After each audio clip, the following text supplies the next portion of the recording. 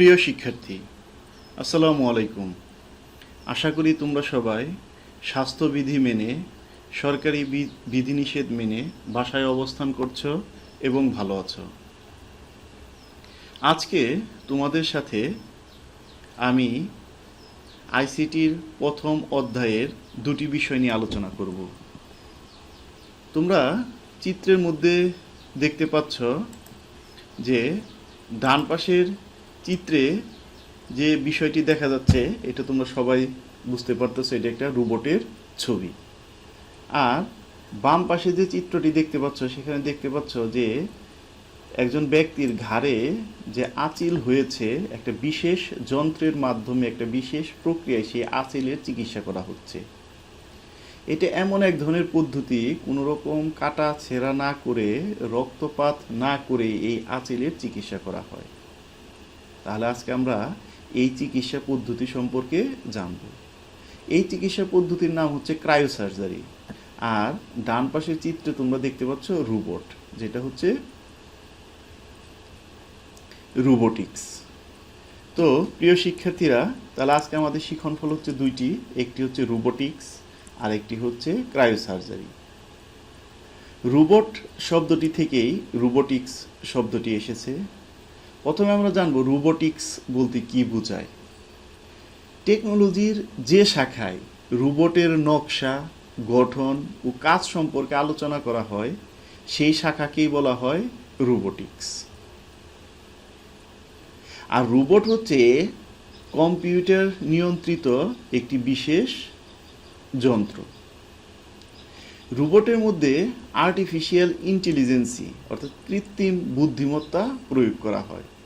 তাহলে রোবট হচ্ছে কম্পিউটার নিয়ন্ত্রিত একটি যন্ত্র। আর এই রোবট তৈরি করার যে নকশা, গঠন, কাজ সম্পর্কে যে আলোচনা, যে টেকনোলজি, সেটাই হচ্ছে রোবোটিক্স। একটি রোবটের ক্ষেত্রে বেশ কয়েকটি উপাদান বা অংশ থাকে। এর মধ্যে একটি রোবটের প্রধান অংশ হচ্ছে রোবটের মস্তিষ্ক অর্থাৎ প্রসেসর। তোমরা জানো পার্সোনাল কম্পিউটারে যে তিনটি অংশ থাকে তার মধ্যে প্রধান অংশই হচ্ছে প্রসেসর। ঠিক একই রকম একটি রোবটের প্রধান অংশই হচ্ছে প্রসেসর। রোবটের মধ্যে এক বা একাধিক প্রসেসর থাকে যাতে রোবটকে কেন্দ্রীয়ভাবে নিয়ন্ত্রণ করা যায়। আর এই ক্ষেত্রে অবশ্যই প্রোগ্রাম বা সফটওয়্যার ব্যবহার করা হয়। আর রোবটটিকে নিয়ন্ত্রণ করার জন্য অবশ্যই শক্তি বা এনার্জি দরকার। আর এই শক্তি বা এনার্জি দেওয়ার জন্য লেড অ্যাসিড ব্যাটারি ব্যবহার করা হয়, যে ব্যাটারিগুলো সাধারণত রিচার্জেবল, অর্থাৎ এতে পুনরায় চার্জ করা যায়। একটি রোবটের হাত পা বা বিশেষভাবে বিভিন্ন অঙ্গ প্রত্যঙ্গ থাকে। এখন এই হাত পা বা অঙ্গ প্রত্যঙ্গকে নড়াচড়া করার জন্য কতগুলো বৈদ্যুতিক মোটরের সমন্বয়ে একটি বিশেষ ব্যবস্থা থাকে যাকে বলা হয় অ্যাকচুয়েটর। রোবটের ক্ষেত্রে সেন্সরের মাধ্যমে অনুভূতি তৈরি করা হয়। এছাড়াও রোবটের আশেপাশের বস্তুগুলোর অবস্থান পরিবর্তন বা বস্তুটি পরিবর্তন করার পদ্ধতিকে বলা হয় ম্যানিপুলেশন। তাহলে একটি রোবটের ক্ষেত্রে প্রসেসর, পাওয়ার সিস্টেম, অ্যাকচুয়েটর, অনুভূতি এবং ম্যানিপুলেশন এগুলো হচ্ছে রোবটের উপাদান বা অংশ। এবার আমরা দেখব হচ্ছে একটি রোবটের চেহারা। তোমরা দেখেছ যে কিছুদিন আগে বাংলাদেশে একটি রোবট আনা হয়েছিল যার নাম হচ্ছে সুফিয়া। সুফিয়া কিন্তু একটা মেয়ের অবয়বে ছিল এবং সে কিছু সুনির্দিষ্ট কথা বলতে পারত। তাকে যদি তুমি সুনির্দিষ্ট কিছু প্রশ্ন করতা তাহলে সে সুনির্দিষ্ট উত্তর দিত। আবার কর্মক্ষেত্রে বিভিন্ন রোবট দেখতে বিভিন্ন রকম হয়। বিভিন্ন মিল, কারখানা, ফ্যাক্টরিতে যে রোবট ব্যবহার করা হয় তাদের চেহারা একরকম। আবার বাসাবাড়ি বা অন্যান্য কাজে যে রোবট ব্যবহার করা হয় তার চেহারা আরেক রকম। অর্থাৎ একটি রোবটের চেহারা কাজের উপর নির্ভর করে বিভিন্ন রকম হয়। শিল্প কারখানায় রোবট যেগুলো ব্যবহার করা হয় সেগুলা মানুষের মতো নয়। কাজের উপর নির্ভর করে শিল্প কারখানায় রোবটের চেহারা প্রদান করা হয়। আমরা এবার এরকম কিছু রোবট দেখব। এখানে তোমরা দেখতে পাচ্ছ যে কিছু রোবটের চেহারা দেখা যাচ্ছে, যে রোবটগুলো অনেকটাই মানুষের মতো। রোবট সাধারণত নিম্নলিখিত বৈশিষ্ট্যগুলো বজায় রাখে। একটি রোবট অবশ্যই সফটওয়্যার নিয়ন্ত্রিত, যা সুনির্দিষ্ট কাজ অত্যন্ত দ্রুত এবং নিখুঁতভাবে সম্পন্ন করতে পারে। রোবটের কোনো ক্লান্তি নেই। মানুষ কাজ করলে ক্লান্ত হয়ে যায়, কিন্তু একটি রোবট দিয়ে তুমি 24 ঘন্টা প্রতিদিন কোনো বিরতি ছাড়াই কাজ করতে পারবে। রোবট যে কোনো ঝুঁকিপূর্ণ এবং অস্বাস্থ্যকর স্থানে কাজ করতে পারে। তোমরা অনেকেই জানো যে যুদ্ধক্ষেত্রে এক পক্ষ অন্য পক্ষকে ঘায়েল করার জন্য মাইন পুঁতে রাখে। এখন এই মাইনগুলো অপসারণ করার ক্ষেত্রে রোবট ব্যবহার করা হয়, কেননা যদি মানুষ এই মাইন অপসারণ করতে যায় অনেক সময় মাইন বিস্ফোরণ হবে এবং মানুষ মারা যাবে। এই মানুষ যাতে হতাহত না হয়, তার জন্য রোবট দিয়ে এই মাইনগুলো অপসারণ করা হয়।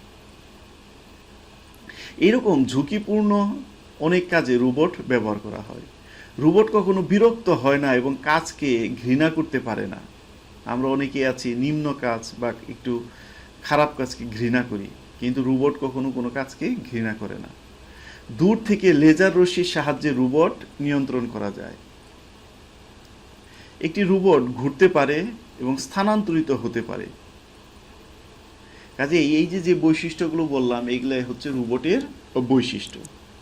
এবার আমরা দেখব রোবটের ব্যবহার। আমরা এতক্ষণে আলোচনায় বিভিন্ন সময় কিন্তু রোবটের ব্যবহার দেখেছি। তোমরা দেখো ডান পাশের চিত্র, একটি ফ্যাক্টরিতে রোবটের ব্যবহার করা হয়েছে। এখানে একটি রোবটের ব্যবহার করা হয়েছে। অর্থাৎ শিল্প কারখানায় পণ্য উৎপাদন, সংযোজন, প্যাকিং এবং পরিবহনের জন্য রোবট ব্যবহার করা হয়। একটু আগেই বললাম যুদ্ধক্ষেত্রে রোবট ব্যবহার করা হচ্ছে। শুধু যে মাইন বিস্ফোরণে রোবট ব্যবহার করা হয় তা না, যুদ্ধ যান রোবটের সাহায্যে চালনা করা হয়, রোবটের সাহায্যে নিয়ন্ত্রণ করা হয়। যেসব ক্ষেত্রে অতি সূক্ষ্ম কাজ করা দরকার, যেমন ইলেকট্রনিক্স ডিভাইসের আইসি বানানোর ক্ষেত্রে রোবট ব্যবহার করা হয়। চিকিৎসা ক্ষেত্রে সূক্ষ্ম সার্জারি অর্থাৎ কাটা ছেঁড়া করার ক্ষেত্রে রোবট ব্যবহার করা হয়। নিউক্লিয়ার পাওয়ার রিঅ্যাক্টর যেখানে আছে, অর্থাৎ নিউক্লিয়ার এনার্জি যেখানে তৈরি করা হয়, যেগুলো হচ্ছে খুবই হাই রিস্কি এলাকা। নিউক্লিয়ার পাওয়ার রিঅ্যাক্টর থেকে যে নিউক্লিয়ার রেডিয়েশন নির্গত হয়, এগুলো মানবদেহের জন্য খুবই বিপজ্জনক এবং ঝুঁকিপূর্ণ। ফলে নিউক্লিয়ার পাওয়ার রিঅ্যাক্টর এর ক্ষেত্রে রোবট ব্যবহার করা হয়। উন্নত বিশ্বে নিরাপত্তার কাজে রোবটের ব্যবহার করা হয়। ইভেন বর্তমানে বাসাবাড়িতে কাজের লোকের বিকল্প হিসেবে রোবট ব্যবহার করা হচ্ছে। তাহলে রোবটের বিভিন্ন ব্যবহার আমরা দেখলাম। দেখো এখানে কিছু রোবটের ব্যবহার, এখানে কিছু চিত্র দেওয়া হয়েছে। এগুলো কিন্তু সবই রোবট। রোবট বলতে যে তুমি মনে করবো যে মানুষের চেহারার মতো সেইটা রোবট, তা কিন্তু নয়। যে যন্ত্র মানুষের মতো কৃত্রিম বুদ্ধিমত্তা প্রয়োগ করে কোনো একটি কাজ করতে পারে এবং যন্ত্রটি হচ্ছে সফটওয়্যার নিয়ন্ত্রিত, সেটাই হচ্ছে রোবট। এই যে দেখো শিল্প কারখানায় রোবটের ব্যবহার, গাড়ি তৈরির কাজে রোবট ব্যবহার করা হচ্ছে। শিল্প কারখানায় যে রোবট আমরা ব্যবহার করি, এর কিছু সুবিধা রয়েছে, কিছু অসুবিধা রয়েছে। সুবিধা কিন্তু আমরা অলরেডি বলে ফেলেছি যে রোবটের কোনো ক্লান্তি নেই। 24 ঘন্টা প্রতিদিন কোনো বিরতি ছাড়াই রোবট দিয়ে কাজ করা যায়। রোবটকে আলাদা করে কোনো বেতন দিতে হয় না, ফলে উৎপাদন প্রক্রিয়া আর্থিকভাবে সাশ্রয়ী হয়। মানুষের তুলনায় রোবট অনেক দ্রুত গতিতে এবং নিখুঁতভাবে অনেক ক্ষেত্রে কাজ করতে পারে। কিন্তু রোবট অনেক কাজ করতে পারলেও রোবটের কিছু অসুবিধা আছে। একটি রোবট তো তোমাকে বানাতে হবে। এই বানানোর জন্য একটি রোবটের ক্ষেত্রে অনেক ব্যয় হয়। ফলে এই রোবট দিয়ে তুমি যে কাজ করবে আর এই রোবট বানানোর জন্য যে ব্যয় হবে এর মূল্য পরিশোধ করতে কয়েক বছর প্রয়োজন হতে পারে। আরেকটা বড় ব্যাপার হচ্ছে যে মানুষ এর কাজগুলো যদি রোবট করে ফেলে তাহলে মানুষ কি করবে, অর্থাৎ মানুষ কর্মহীন হয়ে পড়বে। তাহলে রোবটের অসুবিধা হচ্ছে রোবট এর ব্যবহার যদি ব্যাপকভাবে প্রচলিত হয়ে যায় তাহলে অনেক মানুষ কর্মহীন হয়ে পড়বে। তো শিক্ষার্থীরা, এবার আমরা আমাদের দ্বিতীয় টপিকস নিয়ে আলোচনা করব। তোমরা একদম প্রথমে দেখেছিলে একজন ব্যক্তির ঘাড়ের আঁচিল একটি বিশেষ চিকিৎসা পদ্ধতিতে দূর করা হচ্ছে। সেই বিশেষ চিকিৎসা পদ্ধতি হচ্ছে ক্রায়োসার্জারি। আমি তখন বলেছিলাম যে এটা এমন এক ধরনের নাম, কিন্তু সার্জারি, অর্থাৎ সার্জারি বলতে তো তোমরা বুঝো যে কাটাকাটি, কিন্তু এটা একটা রক্তপাতহীন কাটাকাটি ব্যবস্থা, অর্থাৎ এই সার্জারিতে কোনো রক্তের বা রক্তপাত হবে না। ক্রায়োসার্জারি হচ্ছে এমন এক ধরনের চিকিৎসা পদ্ধতি যার মাধ্যমে অতি শীতল পরিবেশ বা অতি শীতল তাপমাত্রা প্রয়োগ করে দেহের অস্বাভাবিক এবং রোগাগ্রস্ত টিস্যু বা কোষ ধ্বংস করা হয়। আমাদের মানব দেহে অসংখ্য কোষ এবং টিস্যু রয়েছে। তোমরা জানো কোষ দিয়ে টিস্যু তৈরি হয়। এখন এই কোষ অনেক সময় রোগাগ্রস্ত হয়ে পড়ে, ফলে ওই টিস্যুটুকুকে আমাদের কেটে ফেলা দরকার হয়। আবার অনেক সময় অনেক কোষ বিভিন্ন রকম জীবাণু দ্বারা আক্রান্ত হয়ে যায়, ফলে ওই কোষটুকুকে আমাদের কেটে ফেলতে হবে, তা না হলে এই কোষ থেকে অন্য দেহের অন্য কোষে রোগটা ছড়িয়ে পড়বে। এখন এই যে কোষ আক্রান্ত হলো, রোগাগ্রস্ত হলো, এই রোগাগ্রস্ত বা অস্বাভাবিক কোষকে ধ্বংস করব আমরা ক্রায়োসার্জারির মাধ্যমে, একটা বিশেষ প্রক্রিয়ার মাধ্যমে। আর এই বিশেষ প্রক্রিয়াটি কি, ওই কোষের উপর অতি শীতল তাপমাত্রা প্রয়োগ করব, ফলে ওই কোষটা মরে যাবে।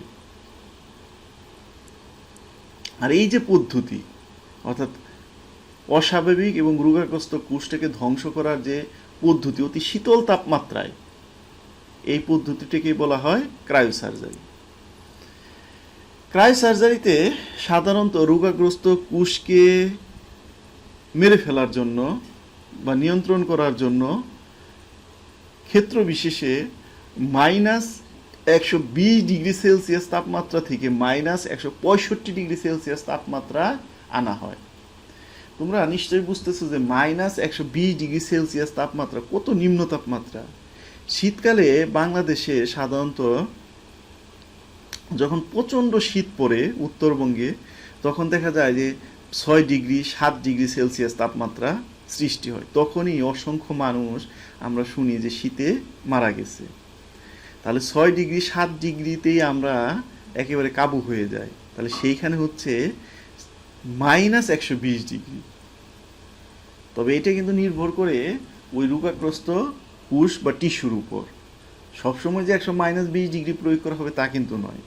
এটা যে কোষ যত রোগাগ্রস্ত, যে কোষ যে তাপমাত্রায় মারা যাবে সেইখানে সেই তাপমাত্রা প্রয়োগ করা হবে। সাধারণত এই তাপমাত্রার লেভেলটা হচ্ছে -120°C থেকে -165°C। আর এক্ষেত্রে যে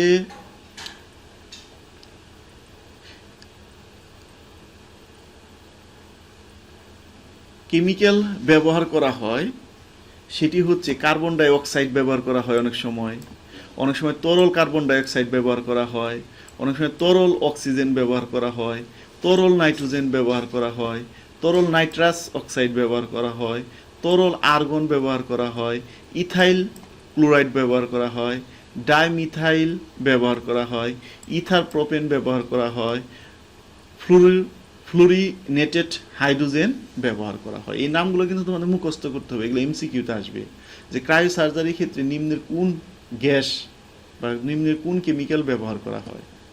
তাহলে আমরা জানলাম যে ক্রায়োসার্জারি হচ্ছে একটি চিকিৎসা পদ্ধতি যেখানে অতি নিম্ন তাপমাত্রা সৃষ্টি করে রোগাগ্রস্ত কোষকে বা টিস্যুকে ধ্বংস করা হয়। আর এক্ষেত্রে যে কেমিক্যালগুলো ব্যবহার করা হয় সেগুলোর নাম আমরা জানলাম। তাহলে ক্রাই সার্জারি সাধারণত মানবদেহের ছোট ছোট টিউমার, তিল, আঁচিল, ত্বকের ছোট ছোট ক্যান্সার ইত্যাদি সার্জারির ক্ষেত্রে ক্রাই সার্জারি চিকিৎসা পদ্ধতি ব্যবহার করা হয়। এছাড়াও যকৃতের ক্যান্সার, বৃক্কের ক্যান্সার, প্রস্টেট ক্যান্সার, ফুসফুসের ক্যান্সার, মুখের ক্যান্সার, পাইলস ইত্যাদি চিকিৎসায়ও ক্রাই সার্জারি প্রয়োগ করা হয়। তাহলে আমরা ক্রাই সার্জারি বুঝলাম, ক্রাই সার্জারি ক্ষেত্রে কি উপাদান ব্যবহার করা হয় সেটা আমরা জানলাম, এবং ক্রাই সার্জারি কোন কোন ক্ষেত্রে ব্যবহার করা হয় সেটা আমরা জানলাম। এবার আমরা একটা সৃজনশীল প্রশ্ন দেখি। মালিহা তার ভাই ডাক্তার হাসানের কাছে জানতে পারলো বর্তমানে রক্তপাতহীন সার্জারির মাধ্যমে বিভিন্ন ধরনের টিউমার অপসারণ করা হয়। তার ভাই আরও জানালো, অর্থাৎ ডাক্তার ভাই মালিহাকে আরও জানালো, এক বিশেষ প্রযুক্তিতে তৈরি ক্ষুদ্র যন্ত্রের মাধ্যমে দেহের অভ্যন্তরে প্রবেশ করিয়ে সফলভাবে অস্ত্রোপচারও করা সম্ভব। অর্থাৎ বিশেষ প্রক্রিয়ায় তৈরি ক্ষুদ্র যন্ত্রপাতি মানবদেহের ভিতরে প্রবেশ করানো হবে এবং এর মাধ্যমে অস্ত্রোপচার করা হবে। তাহলে প্রথম যে এই উদ্দীপক থেকে যে গ নম্বরের প্রশ্ন, যে ডক্টর হাসান মালিহাকে যে প্রযুক্তি সম্পর্কে জানিয়েছে তার প্রয়োগ পদ্ধতি ব্যাখ্যা করা। অর্থাৎ মালিহাকে কি জানাইলো? মালিহাকে জানাইলো যে রক্তপাতহীন সার্জারি পদ্ধতির কথা। তাহলে রক্তপাতহীন সার্জারি মানে ক্রায়ো সার্জারি, তাহলে তোমাকে ক্রায়ো সার্জারি সম্পর্কে আলোচনা করতে হবে। এরপরে বলছে এক বিশেষ প্রকৃতির তৈরি ক্ষুদ্র যন্ত্র, অর্থাৎ যেটা হচ্ছে ন্যানো টেকনোলজি। আমরা ঘ নাম্বারে যে প্রশ্নটি সেটি হচ্ছে আমাদের আজকের আলোচনার মধ্যে নাই, আমরা আগামী ক্লাসে আলোচনা করব ন্যানো টেকনোলজি নিয়ে। অর্থাৎ ন্যানো টেকনোলজির মাধ্যমে ক্ষুদ্র যন্ত্র তৈরি করা হয়। তাহলে যে গ নাম্বার যে প্রশ্নটা, এই গ নাম্বারের প্রশ্নে মালিহাকে কোন প্রযুক্তি সম্পর্কে জানানো হয়েছে? ক্রায়ো সার্জারি প্রযুক্তি সম্পর্কে জানানো হয়েছে। এবার এরপর তোমাকে ক্রায়ো সার্জারি কি এবং তার প্রয়োগ, তোমরা একটু আগে দেখলা স্লাইডে, সেই প্রয়োগ তোমাকে ব্যাখ্যা করতে হবে। তো প্রিয় শিক্ষার্থীরা, আজকে এই পর্যন্তই। সবাই ভালো থাকবে, সুস্থ থাকবে এবং সরকারি বিধিনিষেধ স্বাস্থ্যবিধি মেনে বাসায় অবস্থান করবে, এই আশাবাদ ব্যক্ত রাখছি।